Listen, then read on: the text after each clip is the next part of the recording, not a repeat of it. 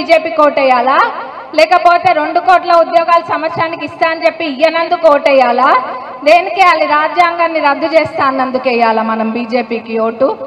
ఒకసారి మీరు అందరూ కూడా ఆలోచించండి. కాంగ్రెస్ పార్టీ సోనియమ్మ, రాహుల్ గాంధీ గారు ఎప్పుడు కూడా పదవులు ఆశించలేదు. వాళ్ళ కుటుంబంలో రాజీవ్ గాంధీ గారైనా ఇందిరాగాంధీ గారైనా ప్రాణత్యాగం చేసిండ్రు. ఆయన ఇప్పటికీ కూడా దేశ ప్రజల కోసం పోరాడుతూనే ఉండ్రు.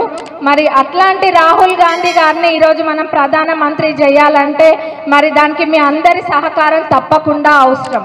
మీరు అందరు సహకరించాలని నేను కోరుకుంటున్నా.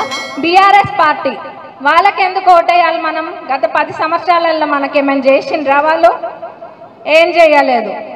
అన్ని అబద్ధాలు చెప్పుకుంటా ముందుకొచ్చిండ్రు. అది చేస్తున్నాం ఇది చేస్తున్నాం అని తప్ప ఆడ చేసింది ఏం లేదు.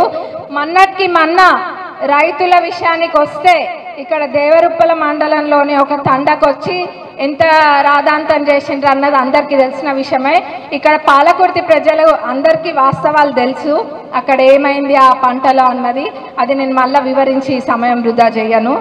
మరి ఇవన్నీ కూడా మీరు గమనించాలి. వాళ్ళు పంట నష్ట పరిహారం గురించి మాట్లాడినరు. మరి పోయిన సంవత్సరము నష్టం కలిగితే పంటలకు వాళ్ళు వచ్చి 10,000 ఇస్తా అన్నారు.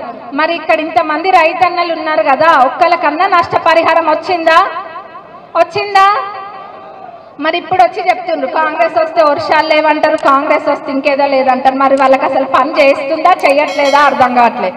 ఎందుకంటే వర్షాలు ఇప్పుడు వచ్చినాయా అప్పుడు వచ్చినాయా? వాళ్ళు ఉన్నప్పుడు వచ్చినాయి. కాళేశ్వరం ప్రాజెక్టు వాళ్ళు మరి ఎట్లా కట్టిండ్రో అది అందరికీ తెలిసిందే. దాని ద్వారా నీళ్ళన్నీ కూడా వృధా చేసిండ్రు, సముద్రపాలు చేసిండ్రు. మరి ఇవన్నీ వాళ్ళు చేసి అది తప్పులన్నీ వాళ్ళు చేసి కాంగ్రెస్ పైన రుద్దడానికి మటుకు రెడీగా ఉన్నారు. మున్పెన్నడు బయటకు వెళ్ళలేదు, కానీ ఇప్పుడు మటుకు వెళ్తున్నారు అధికారం పోయినాక. ఇవన్నీ కూడా మీరు అందరూ గమనియాలి. మరి మన నియోజకవర్గాన్ని దగ్గరకు వస్తే నేను ఆనాడు చెప్పినా ఈరోజు చెప్తున్నా, పాలకుర్తి నియోజకవర్గాన్ని ఒక రోల్ మోడల్ లాగా చేయడమే నా లక్ష్యం అని.